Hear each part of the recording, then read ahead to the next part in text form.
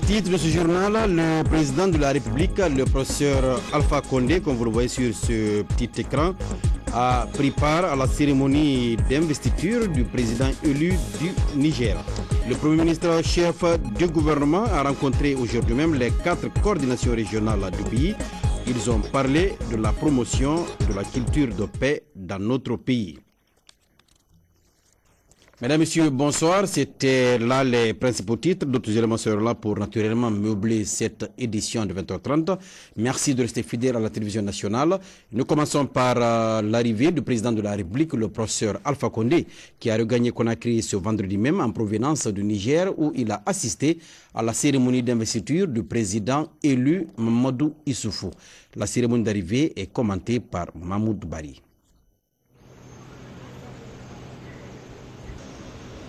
Le président de la République a regagné Conakry après un déplacement de 48 heures. Le professeur Alpha Condé rentre ainsi de Niamey où il a pris part à l'investiture de son frère et ami Mamadou Issoufou, élu au terme d'une transition de 14 mois. Au bas de la passerelle, le Premier ministre, chef du gouvernement et le gouverneur de la ville de Conakry.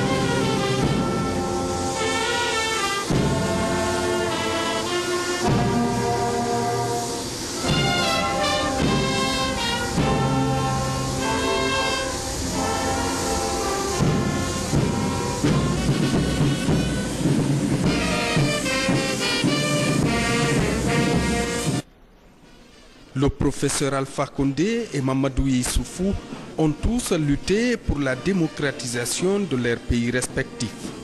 Les deux hommes d'État ont longtemps œuvré pour le changement, mais aussi pour le respect des principes de l'état de droit. Ce matin, à l'aéroport de Conakry-Bessia, le président de la République a passé en revue le détachement des forces armées nationales avant de faire le tour d'honneur. Ici, on notait la présence des officiers supérieurs des forces armées guinéennes, les présidents des institutions de la République, ainsi que les membres du gouvernement de Mohamed Saïbou Fofana et le corps consulaire et diplomatique accrédité en Guinée. Le professeur Alpha Condé entend renforcer la coopération entre la Guinée et ses amis.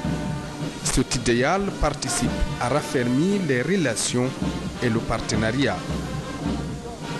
Au salon d'honneur de l'aéroport, le président de la République s'est prêté à nos questions.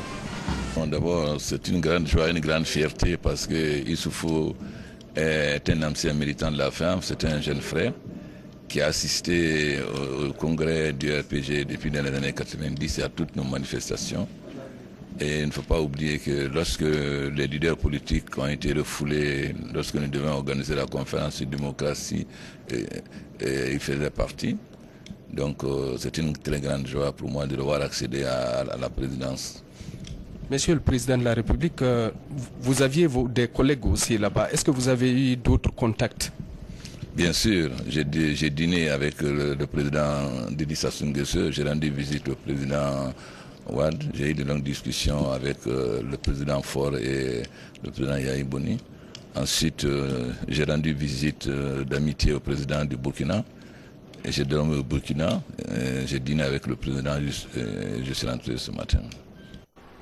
Comme on le voit, ce déplacement du président de la République, le professeur Alpha Condé, vient une fois encore élargir l'axe Conakry-Niamey.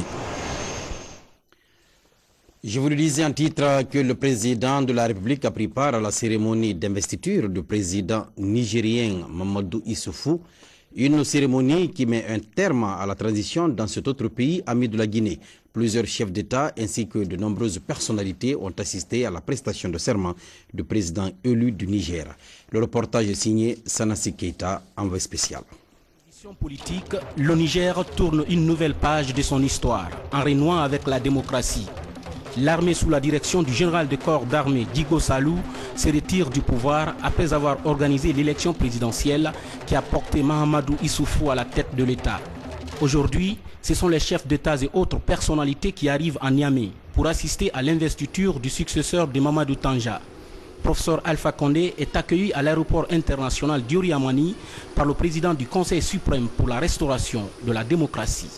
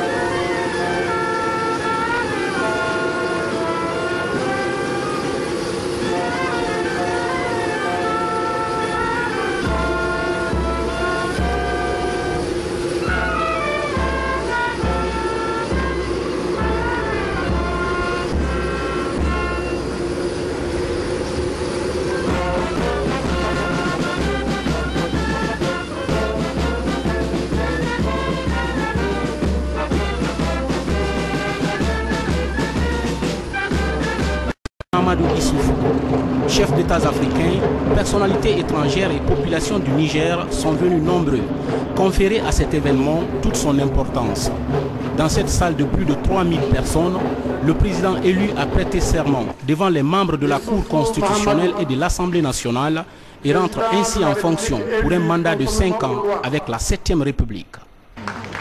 Le peuple nigérien attend de moi une nouvelle gouvernance politique et économique. Il attend de moi que je me comporte en serviteur et non en maître. Il attend de moi la défense de l'intérêt général. Celui-ci sera ma boussole pour m'orienter dans la forêt des intérêts particuliers. Il sera mon fil conducteur dans un monde où l'égoïsme est roi, dans un monde où chacun ne cherche qu'à tirer son épingle du jeu. Pour ne pas m'écarter de la route que le peuple nigérien m'a tracée, je tiendrai dans ma main, avec fermeté, cette boussole et ce fil conducteur. Du reste, je viens d'en faire la promesse par serment coranique. Pour rester fidèle à ce serment, pour réaliser les promesses de notre Constitution, pour réaliser les promesses de mon programme, je veillerai à la consolidation de l'État démocratique et républicain dont l'existence conditionne tout le reste. Pour bon nombre de dirigeants africains, le processus a certes été long et laborieux, mais les espérances de tout un peuple n'ont pas été déçues et les efforts d'accompagnement et d'encadrement de la communauté internationale ont payé. Les Nigériens, disent-ils, rendent un grand hommage au général de corps d'armée Digo Salou qui a su redonner espoir à tout un peuple.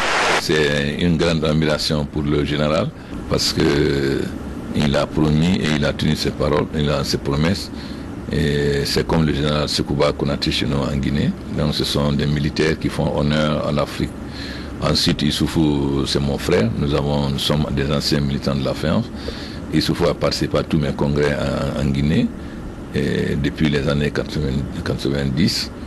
Donc aujourd'hui, c'est une grande joie pour moi de le retrouver président et de retrouver un frère, un panafricaniste, quelqu'un avec qui nous avons mené beaucoup de combats ensemble.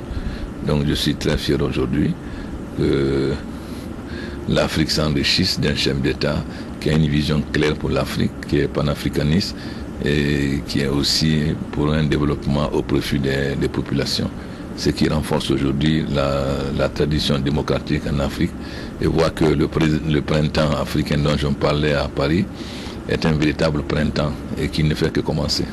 Je suis venu à l'installation du président de la République élu, M. Mamadou Youssoufou, à cause des relations très profondes qui existent entre le peuple du Niger et le peuple du Sénégal.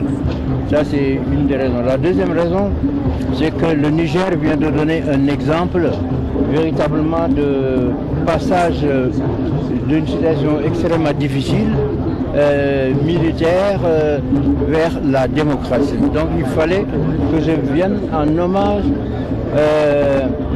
à tous ceux qui ont participé à cette transformation qui ailleurs en Afrique est extrêmement difficile. Vous avez réussi cet exploit. Et le général Dibo a donné l'exemple aussi à tous les militaires. Qu'un militaire peut être un grand patriote qui aide au rétablissement des libertés et qui ne cherche pas à conserver le pouvoir. C'est un grand jour pour le Niger, mais c'est un grand jour pour l'Afrique. Nous sommes vraiment très heureux d'avoir pu assister à une cérémonie comme celle-là. Je crois que ce qui s'est passé ici au Niger honore le continent. Nous en sommes tous très fiers et nous souhaitons que, que cet exemple de retour à la démocratie soit un exemple qui soit suivi par d'autres. La promesse est aujourd'hui tenue. Une transition réussie au Niger dans un esprit de solidarité sous la conduite justement du général de corps d'armée Salou Djigo qui a aujourd'hui tracé la véritable voie de la démocratie pour le peuple du Niger. Une belle leçon à suivre pour les dirigeants africains. Merci Sanassi Keita. Retour en Guinée, notamment à Conakry, où le Premier ministre chef de gouvernement a rencontré les 4 coordinations régionales du pays. La rencontre était axée sur la promotion de la culture de paix et la concorde nationale dans le pays. Pour Mohamed Seydou Fofana, les sages du pays pourraient surtout jouer un rôle important dans la réconciliation nationale. Hadi Kamara, explication. La consolidation de la paix dans le pays est la clé de voûte des préoccupations des nouvelles autorités qui privilégient le dialogue national. Ce dialogue est au centre de cette rencontre que le Premier ministre chef du gouvernement a voulu, sur instruction du chef de l'État, avec les 4 coordinations régionales du pays. Occasion pour Mohamed Seydou Fofana d'en appeler à la responsabilité des uns et des autres afin de promouvoir la culture de la paix et du changement dans le pays. Notre objectif aujourd'hui est d'abord de cultiver la paix, de faire en sorte que les Guinéens se parlent entre eux, qu'ils se comprennent, qu'ils travaillent enfin la main dans la main pour que ce pays connaisse enfin le bonheur. C'est notre première préoccupation, cultiver la paix, l'unité nationale. C'est pourquoi, à l'initiative du chef de l'État, vous voyez arpenter les territoires partout par les transmettre ce message. Notre second objectif, c'est le changement pour que le développement soit effectif, pour que les Guinéens changent de mentalité, pour que nous puissions mettre les bases à notre développement. Notre troisième objectif, c'est de faire de la Guinée un véritable état de droit, où le citoyen se sent libre dans le cadre de la loi de travailler, d'entreprendre et d'exercer toutes les professions qu'il souhaite, de rentrer et de sortir. Même ton et même élan, le Premier ministre chef du gouvernement a insisté sur le respect des lois qui régissent nos institutions républicaines. Pour Mohamed Seydou Fofana, le respect des principes d'un état de droit garantit également les libertés individuelles. Le respect de cet état de droit nécessite de la part de chacun un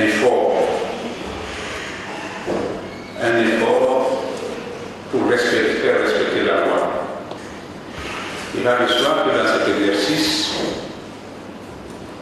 certaines choses doivent être considérées. Les devoirs de l'État pour garantir la sécurité des citoyens, leur sécurité, la sécurité de leurs biens. Et cela veut dire donc que si d'un côté nous devons travailler tous pour que l'unité nationale, le dialogue social soit notre base de travail, nous devons travailler ensemble pour que chacun accepte que nous sommes dans un État qui doit faire respecter le droit à tous les citoyens. Or, comme je vous l'ai dit, certains citoyens jusqu'au jour d'aujourd'hui n'ont pas encore compris qu'il faut que les Guinéens se parlent autour de la table, tout est possible. Un citoyen a les droits fondamentaux qui doivent être respectés. Donc, par exemple, le droit de se réunir, de s'exprimer, mais dans le cadre du strict respect de la loi et de la réglementation que le gouvernement et l'État doivent garantir. Touchés par les conseils du Premier ministre, chef du gouvernement, les sages des 4 coordinations régionales du pays ont marqué à travers cette intervention leur adhésion aux préoccupations du gouvernement. Le message qui vient d'être passé s'inscrit en droite ligne dans la logique habituelle du combat des sages qui sont ici devant vous. Monsieur le Premier ministre, vous avez parlé d'unité nationale,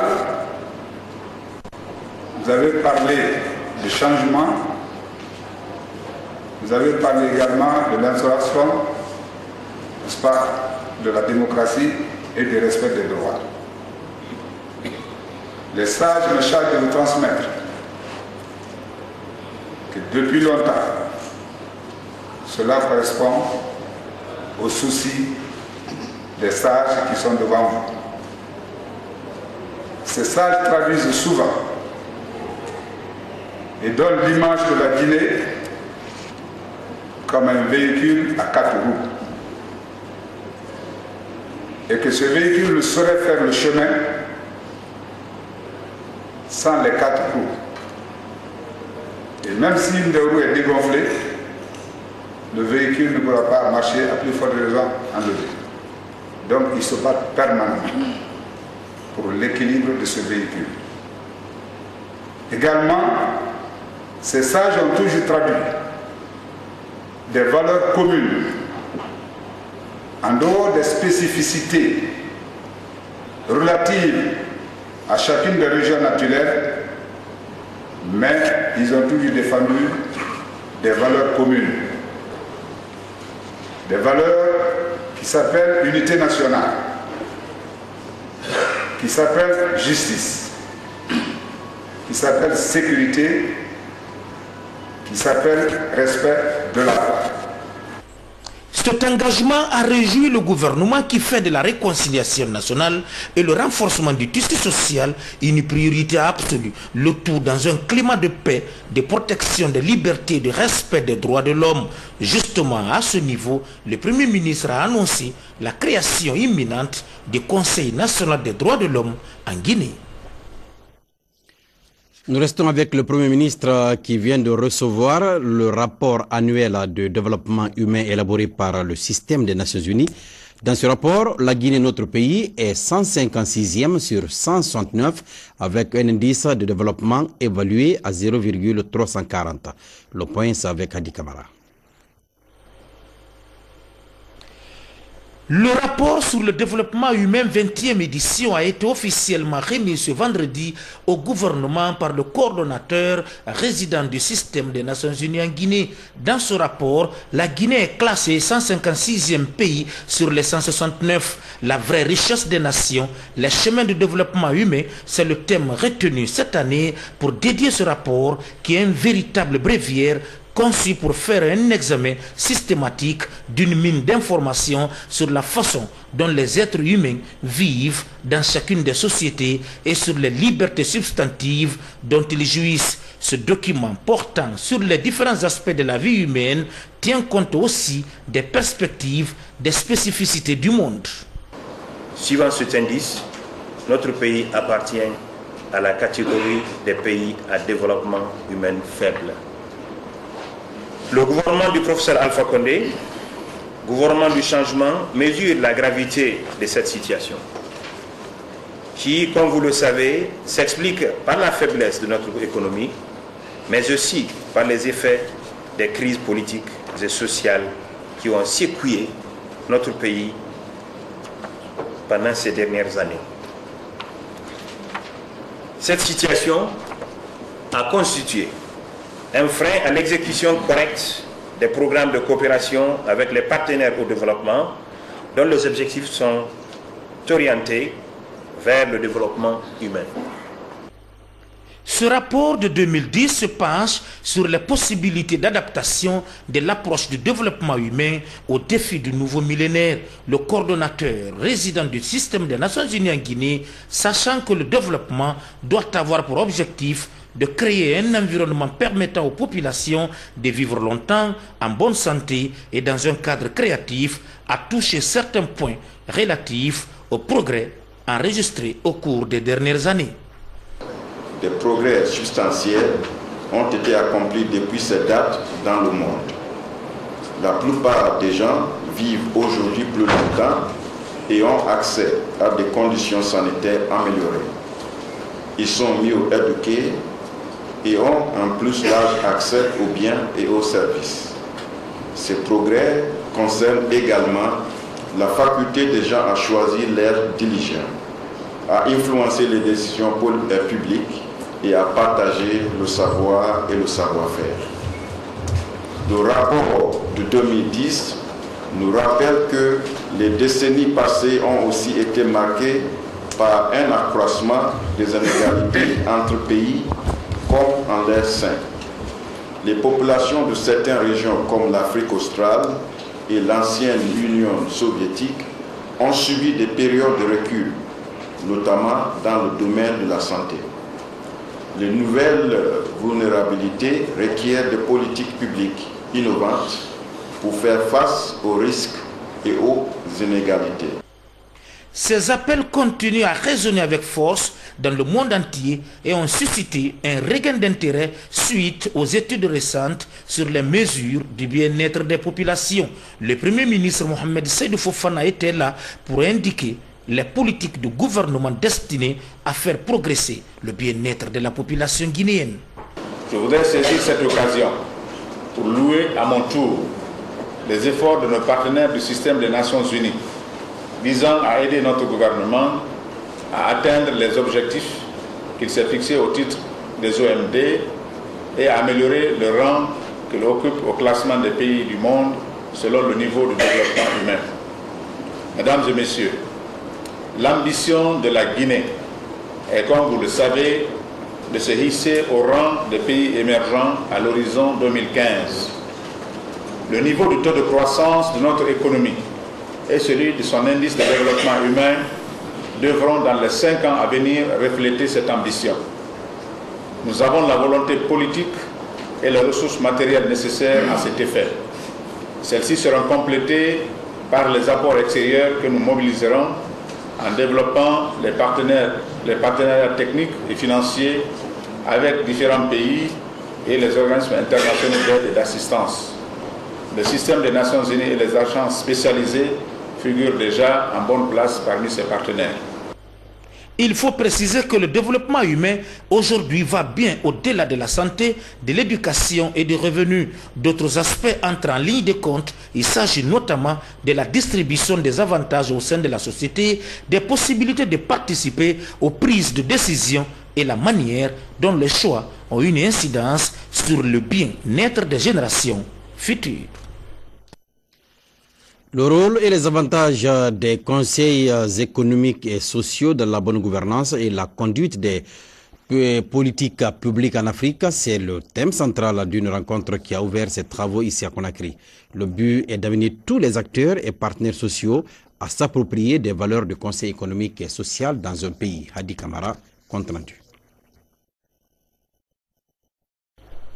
Le Conseil économique et social de Guinée tient à introduire les citoyens dans les arcanes de l'expérience de notre pays en matière de construction d'un état de droit qui respecte les valeurs républicaines. Ce jeudi, l'on a assisté à une rencontre d'information et de sensibilisation sur le rôle et les avantages des conseils économiques et sociaux dans la bonne gouvernance et la conduite des politiques publiques en Afrique. Ce conclave de 2 jours devra jeter les bases de la participation active des conseils économiques et sociaux à la conception de la politique économique et sociale des gouvernements faisant des suggestions, des réformes intéressant la nation. Le Conseil économique et social de Guinée est actuellement président en exercice de l'union de tous les conseils économiques et sociaux et autres institutions similaires de notre continent, l'Afrique. Et nous avons comme objectif au niveau de l'association internationale où nous avons le statut d'observateur aux Nations Unies, nous avons la mission de promouvoir la création de nouveaux conseils économiques et sociaux ou d'institutions similaires pour permettre de mettre en place des tribunes où on peut retrouver l'ensemble des composantes de la nation pour éviter à la société civile émergente, qui est véritablement un nouveau pouvoir, d'aller s'exprimer dans la rue parce qu'elle n'aura pas été écoutée ailleurs. Donc on met en place ces institutions de la République qui sont des institutions représentant les organisations de la société civile bien organisées pour leur permettre d'exprimer leurs attentes, leurs aspirations, tant vis-à-vis des pouvoirs publics que du pouvoir privé, que du secteur privé. Le libéralisme économique oblige parce que le moteur du développement aujourd'hui, c'est le secteur privé. Cette volonté du Conseil économique et social lui offre la chance de rapprocher les différentes catégories socio-professionnelles du pays et de faire participer la société civile à la conception et à la mise en œuvre de la politique économique, sociale, culturelle et scientifique du gouvernement. Là-dessus, le Premier ministre est revenu sur le rôle catalyseur de premier ordre que le Conseil économique et social joue dans la stabilité politique et économique dans le pays. Tirant les leçons de notre histoire très tumultueuse et de la pauvreté endémique dans laquelle se trouve notre pays, nous avons fait de la gouvernance l'axe premier de notre stratégie de réduction de la pauvreté. Dans le domaine de la gouvernance politique, nous nous sommes attelés à mettre en place les institutions dignes d'un état de droit, dont le Conseil économique et social et la Cour suprême. En Guinée, le Conseil économique et social, par son implication dans la recherche de solutions aux graves troubles sociaux qui se sont succédés en Guinée depuis 2006, a contribué à la sauvegarde de la paix et de l'unité nationale. Je voudrais donc saisir l'occasion qui m'est offerte ici pour adresser au Collège des conseillers du Conseil économique et social nos vives félicitations et notre profonde gratitude. La confiance que vous avez placée au Conseil économique et social de notre pays en organisant cette rencontre à Conakry nous réconforte à plus d'un titre. Le gouvernement se réjouit aussi du fait que le président du Conseil économique et social de Guinée soit pressenti par certains de ses pairs pour assurer la prochaine présidence de l'Association internationale des conseils économiques et sociaux et institutions similaires pour la mandature 2011-2013. Ces hautes responsabilités exercées au niveau régional et mondial contribuent à la consolidation du comeback de la Guinée sur la scène internationale, comme le souhaite le professeur Alpha Condé depuis qu'il a pris les destinées de notre pays en main. Alors, nous devons tous agir de sorte que notre combat de tous les jours soit la consolidation de la paix, de la démocratie et de bonne gouvernance qui sont des conditions sine qua non du développement. La première dame de la République, Madame Djené Kondé, a organisé un banquet à l'honneur du directeur exécutif du comité interafricain sur les pratiques traditionnelles néfastes à la santé de la femme. Ce banquet intervient au moment où la Guinée, notre pays, s'apprête à abriter Les travaux de l'atelier sous-régional sur la lutte contre cette pratique. Le compte-rendu de Adama Magasuba.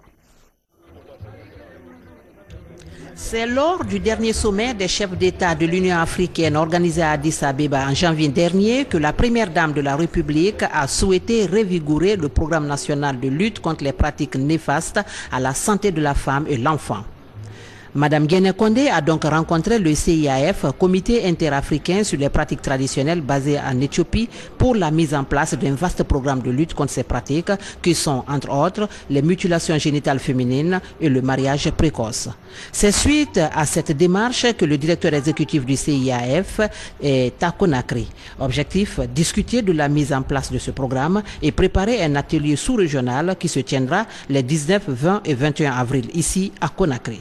Un atelier qui connaîtra la participation de 8 pays d'Afrique de l'Ouest, cela pour marquer les débuts des activités de la première dame de la République de Guinée dans la lutte contre les pratiques traditionnelles néfastes à la santé de la femme et de l'enfant. À l'occasion de la visite du directeur exécutif du CIAF à Conakry, la première dame de la République a offert un dîner récréatif en l'honneur de Dr Maurice Sanda Kouyaté, élu à ce poste pour un mandat de 5 ans. Le professeur Alpha Condé a prononcé une phrase qui a fait le tour du monde. Il a dit « Guinée is back ». Pour ceux qui ont bien compris, cela voulait dire que chaque Guinéen était interpellé pour aider à remettre la Guinée dans le concert des nations. Donc aujourd'hui, c'est une fierté pour moi, en tant que Guinéen, de prendre part à cette œuvre historique de reconstruction nationale. Je le fais de ma manière, à partir des moyens qui sont les miens, c'est-à-dire faire entrer la Guinée, encore une fois de plus, parce qu'elle est déjà pionnière dans ce domaine, faire entrer la Guinée de plein pied sous la direction de notre sœur, Mme Condé Guéné-Kaba, dans la noble lutte contre toutes les pratiques affectant la santé des femmes et des enfants. Après le témoignage de certains médecins présents à cette cérémonie, le Premier ministre, chef du gouvernement, a félicité le Guinéen élu à ce poste panafricain et s'est engagé à soutenir la première dame de la République dans sa lutte. Nous prenons ici même l'engagement au nom de son nom et de son mari et de tout le gouvernement d'être à ses côtés et de travailler pour que tout ce qui est envisagé dans votre programme puisse être mis en chantier dans les meilleurs délais. Et je me réjouis déjà de constater qu'il y a un programme de séminaire et nous souhaitons prendre une partie très importante dans cette démarche-là. Les religieux, pour apporter leur soutien à cette lutte de Mme Guéné Condé contre toute forme de pratique traditionnelle néfaste à la santé de la femme et de l'enfant, se sont massivement mobilisés à la case de Bellevue. À noter que l'atelier de Conakry sur les pratiques traditionnelles néfastes à la santé de la femme et de l'enfant sera coprésidé par la première dame du Burkina Faso, Mme Chantal Compaoré, qui a d'ailleurs salué l'engagement de Mme Guéné Condé dans cette lutte noble. Voilà donc ces belles images. Je mets fin à ce journal. Au nom de toute l'équipe, je vous dis merci de l'attention.